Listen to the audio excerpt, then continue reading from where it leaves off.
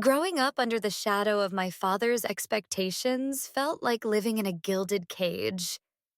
He wasn't just obsessed with passing down his empire to me, he was consumed by this irrational fear that if I didn't embody the image of a real man, everything he had built would crumble into dust. My father, a towering figure in both business and our household, saw masculinity as the cornerstone of power. To him, it wasn't enough for me to take over the company. I had to be strong, assertive, and dominant. Every dinner conversation revolved around how I needed to act tougher, dress sharper, or command more respect from others. His words were relentless, hammering into my mind day after day, until I began to feel suffocated, as though the very air I breathed carried the weight of his demands. The pressure wasn't subtle. It was suffocating and unrelenting. He often reminded me that our family name rested solely on my shoulders, as if one misstep on my part could destroy generations of hard work. The worst part? It wasn't just about inheriting the business anymore. He started questioning my identity, hinting at things I dreaded hearing aloud. Once, during a heated argument, he accused me of being too soft, too distant, and even implied there might be something wrong with me. "You've never brought home a girlfriend," he said coldly, his voice laced with suspicion. "Are you even interested in women?" Those words stung more than I cared to admit, leaving me trapped between who I truly was and who he wanted me to become. Little did I know this obsession would spiral out of control when he took matters into his own hands. Desperate to mold me into his ideal heir, he devised a plan so outrageous it bordered on cruel. A plan that would change everything forever. In the midst of my father's escalating obsession with molding me into his ideal heir, I began to notice a shift in the atmosphere around our home. It wasn't just his constant lectures or probing questions anymore. There was an undercurrent of something darker, something calculated. One evening, as I returned from yet another grueling day at the studio where I secretly practiced dance, I caught a glimpse of an unfamiliar woman sitting nervously in our living room. She looked young, perhaps in her mid-20s, with wide eyes that betrayed both fear and determination. My father introduced her as Elsa, a family friend who would be staying with us temporarily. But there was something off about the way he spoke. His tone laced with a strange mixture of authority and thinly veiled manipulation. Later that night, unable to shake my unease, I decided to confront him. What I uncovered left me reeling. My father had orchestrated this entire arrangement, not out of kindness, but as part of a twisted plan to force me into becoming the man he envisioned. He had found Elsa through some shady connections, knowing full well that her visa was on the verge of expiration.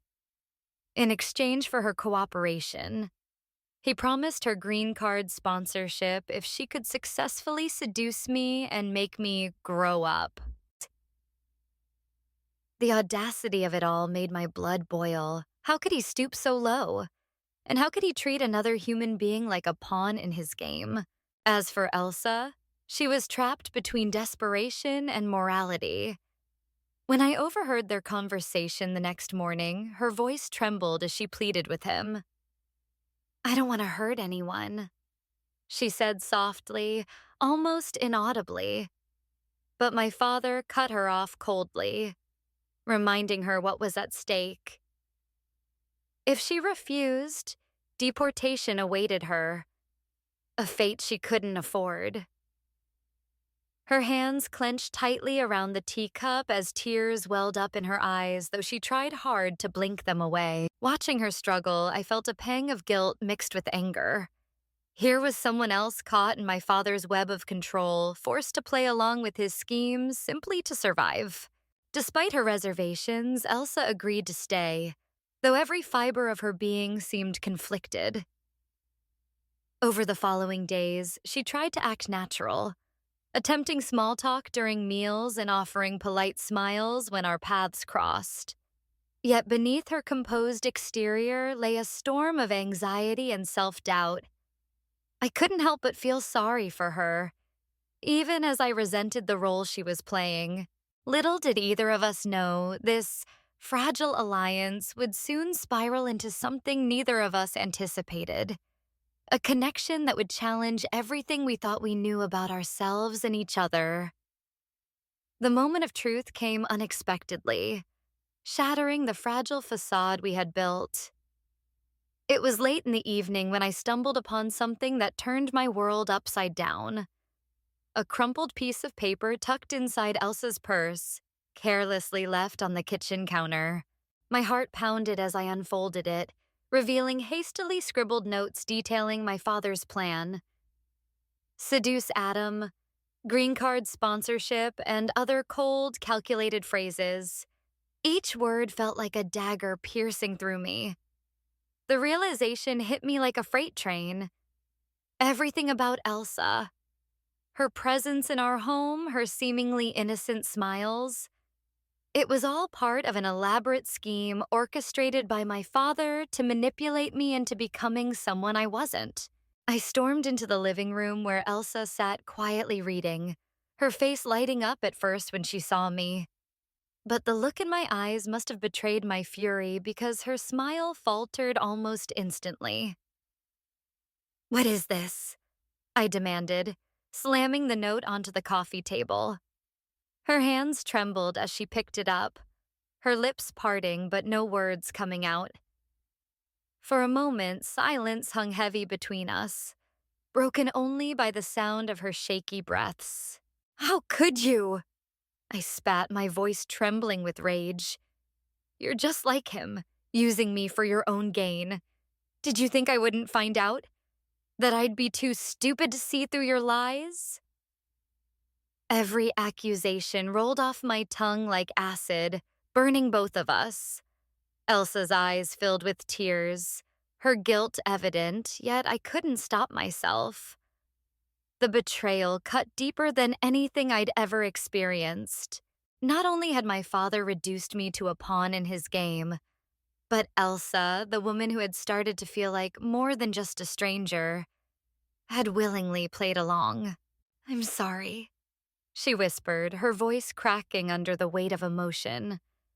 "I didn't have a choice. If I refused, he would have sent me back." She trailed off, burying her face in her hands. Her vulnerability should have softened me, but instead it fueled my anger further. "Don't give me excuses," I snapped. "You knew exactly what you were doing. You let me trust you, let me believe there was something real between us." My words hung in the air, sharp and unrelenting, leaving her visibly shaken. As much as I wanted to walk away, to shut myself off from the pain, I couldn't ignore the way her shoulders slumped in defeat. Yet none of that mattered in that moment. I was blinded by hurt and betrayal.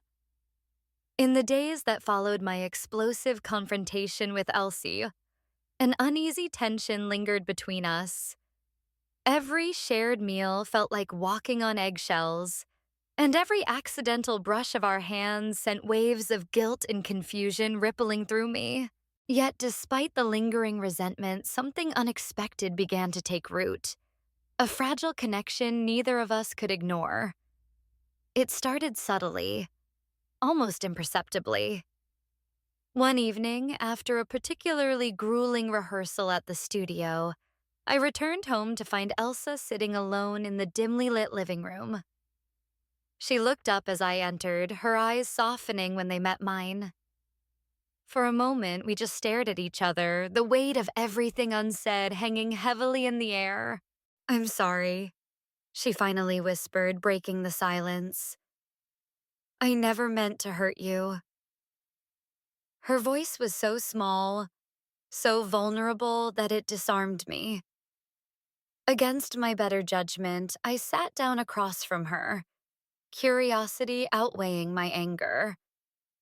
That night, for the first time, we talked.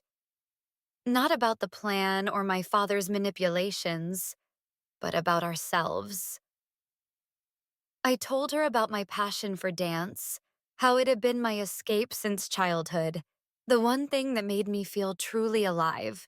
To my surprise, she listened intently, her eyes lighting up with genuine interest. "You have no idea how brave that is," she said softly. "To chase something so beautiful in a world that tries to crush your spirit." Her words struck a chord deep within me. As the weeks went by, these moments of vulnerability became more frequent. We'd steal quiet hours late at night, talking about our dreams, fears, and regrets. Elsa confessed that she had always wanted to be a writer, but abandoned her aspirations because life kept getting in the way. Hearing her speak with such raw honesty made me see her differently. Not as the woman complicit in my father's schemes, but as someone who, like me, was trapped by circumstances beyond her control. Through these conversations, I began to realize that Adam wasn't the person my father had painted him to be. Far from weak or indecisive, he was deeply sensitive, fiercely talented, and possessed a kindness that radiated even in his darkest moments. And Elsa? She wasn't just a pawn either. Beneath her guarded exterior lay a compassionate soul yearning for freedom and belonging. The irony wasn't lost on us. Two people forced together under false pretenses were now finding solace in each other's company. But the shadow of discovery loomed over us constantly. Each stolen glance, each lingering touch carried the risk of exposure. My father's watchful eyes seemed omnipresent, and the fear of what he might do if he found out gnawed at the edges of our newfound closeness. Once, while helping me clean up after dinner, Elsa accidentally knocked over a glass. The crash echoed loudly, and we froze, hearts pounding, as footsteps approached. When my father appeared in the doorway, his sharp gaze swept over us suspiciously before dismissing the incident. The relief was palpable, but it only heightened our awareness of how precarious our situation was. Still, we couldn't stop ourselves. In those fleeting moments, the world outside faded away, leaving only the truth of what we were beginning to feel for each other. Love, or whatever this fragile bond was blossoming in the most unlikely of places, defying logic, fear, and betrayal. But we both knew the stakes. If my father ever discovered the depth of our feelings, there would be hell to pay. It was supposed to be a quiet family dinner, one of those rare evenings where everything seemed perfect, almost too perfect. The table was set with fine china, the air filled with laughter and light-hearted banter. My father appeared unusually cheerful, his gaze flickering between Elsa and me as if he were piecing together some invisible puzzle. But beneath the surface of this seemingly idyllic scene lurked an undercurrent of tension that neither of us could ignore. The moment of truth came when my father excused himself to fetch another bottle of wine. In his absence, Elsa leaned over and whispered nervously, "I think we should stop pretending now." Her words hung in the air like a fragile thread about to snap. Before I could respond, my father returned, but not alone. He held something in his hand, my leather bag, the very one Elsa had hidden in the pantry earlier at my request. His expression shifted instantly from curiosity to fury. "Care to explain this?" he barked, slamming the bag onto the table. The room fell silent, the weight of his accusation pressing down on all of us. Elsa's face turned pale as she stammered, trying to come up with an explanation, but my father wasn't interested in excuses. "So it's true," he spat, his voice dripping with venom. "You've been deceiving me this whole time." His glare shifted to me, sharp enough to cut glass. "And you're nothing but a coward who can't live up to your responsibilities." Each word felt like a dagger piercing through my chest. He accused Elsa of being a manipulative fraud, someone who only cared about her green card, while labeling me as weak and unworthy of carrying on the family legacy. But the worst was yet to come. As his anger reached its peak, he made threats that sent chills down our spines. "If you two think I'll let this slide, you're mistaken," he snarled.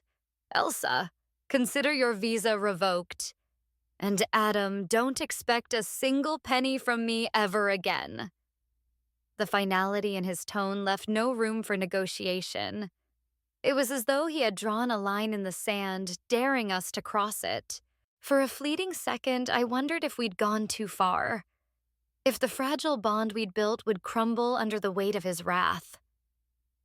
Yet even amidst the chaos, I couldn't deny the clarity that emerged within me. This wasn't just about rebellion. It was about choosing authenticity over expectation, love over obligation.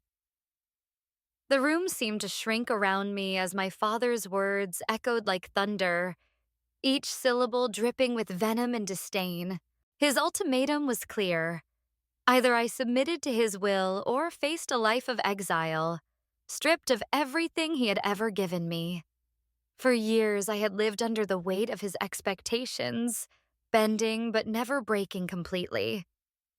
Yet this time, something inside me snapped. The anger that had been simmering beneath the surface erupted into an inferno, consuming every ounce of fear and doubt I once harbored. "I'm not your puppet anymore," I said, my voice trembling yet resolute. "You've spent your entire life trying to mold me into someone I'm not, a carbon copy of you. But guess what? I don't want to be you."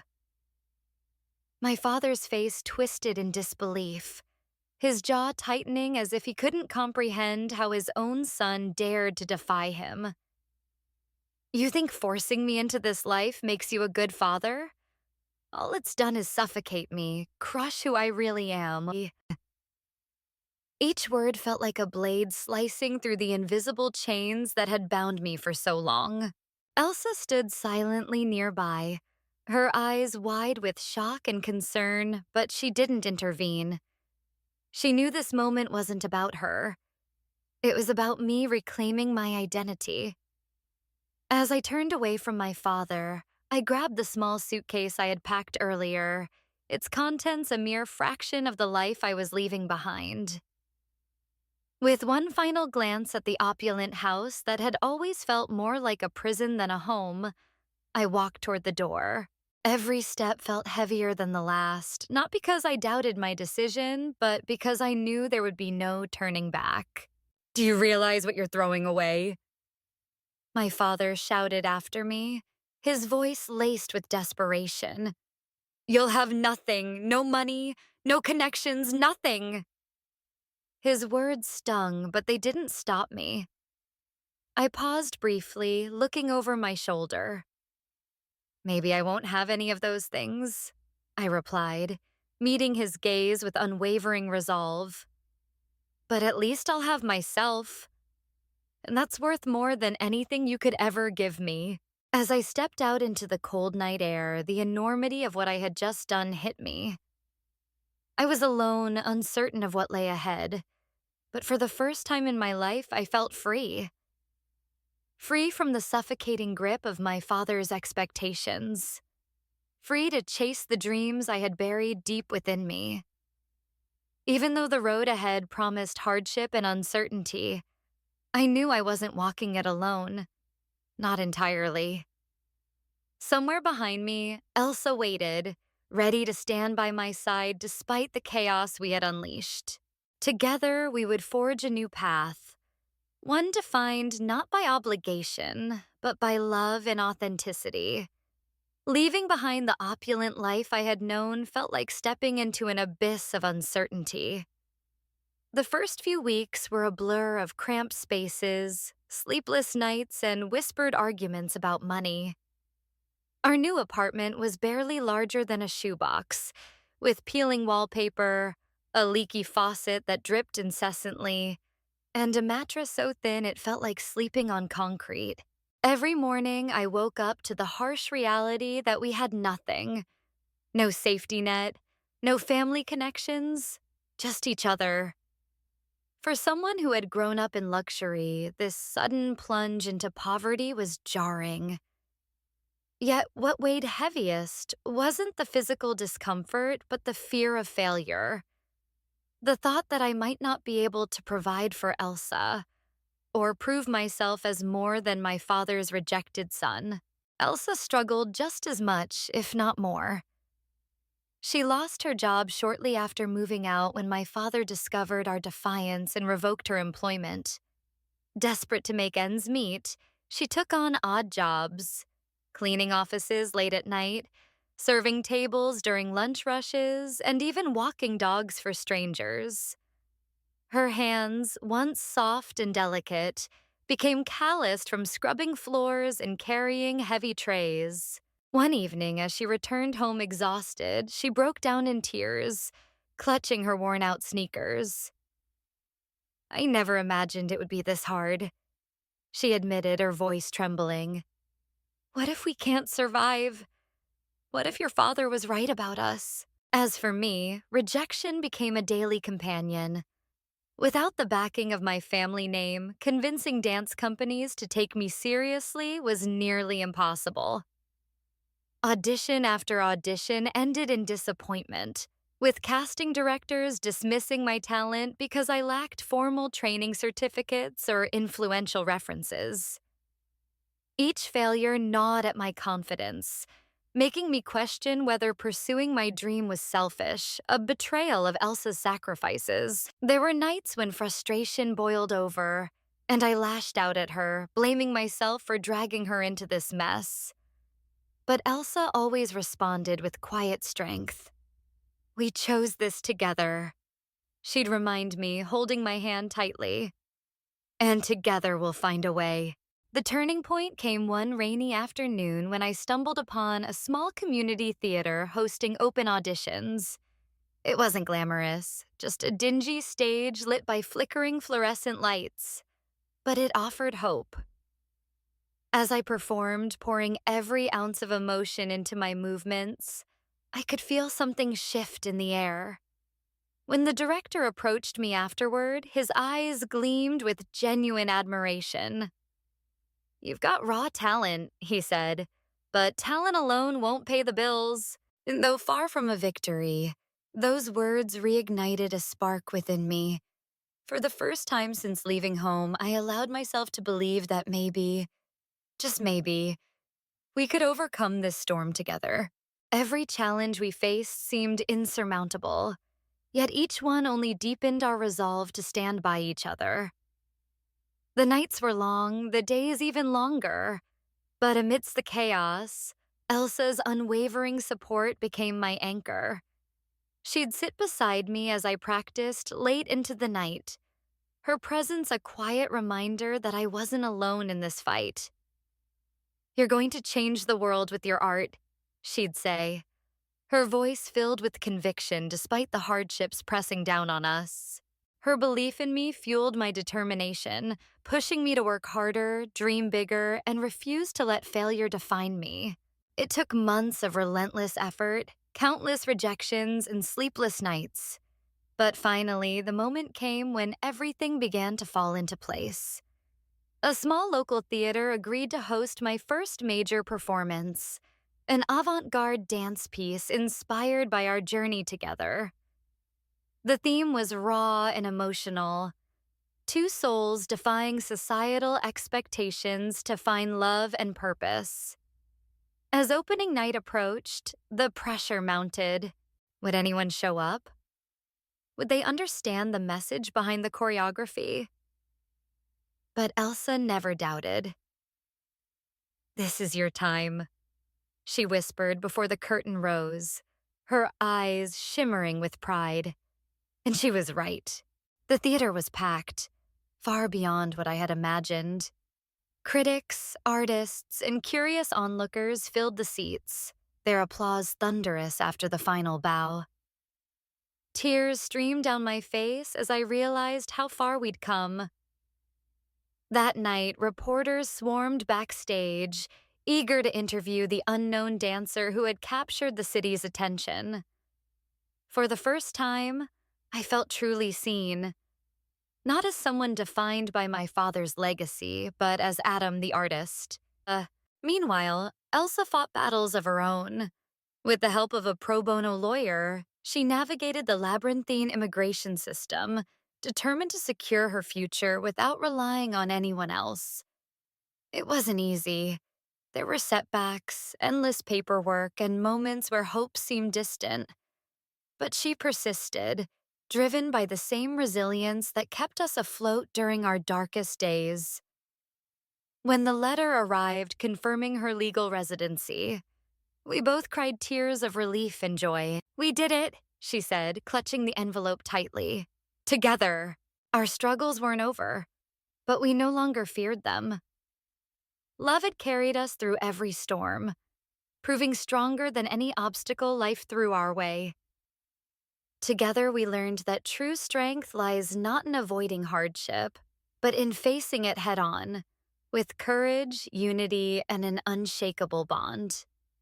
The final performance was electric, the air thick with anticipation as the crowd erupted into applause after every breathtaking move. But it wasn't just another show for me. It was a celebration of everything Elsa and I had overcome together. As the last note faded and the stage lights dimmed, I stepped forward, my heart pounding like a drum in my chest. "Ladies and gentlemen," I began, my voice trembling but resolute. "Tonight, I have one more act to perform." With that, I gestured toward the wings where Elsa stood frozen, her hands covering her mouth in shock. "Elsa," I said, dropping to one knee as hundreds of eyes turned toward us. "You've been my strength, my muse, and my reason to keep fighting. Will you marry me?" The audience gasped before bursting into cheers, their applause echoing through the theater like thunder. Tears streamed down Elsa's face as she nodded, running to me and throwing her arms around my neck. In that moment, we weren't just two people who had defied the odds. We were proof that love could conquer even the most suffocating expectations. Afterward, as we held each other backstage, I whispered, "We'll build a life on our terms. A life filled with art, passion, and respect." She smiled, her eyes shining brighter than any spotlight. Together, we vowed never to let fear or societal pressure dictate our future again. Some people leave scars, others leave lessons. Burn and reborn stories that break you, then rebuild you.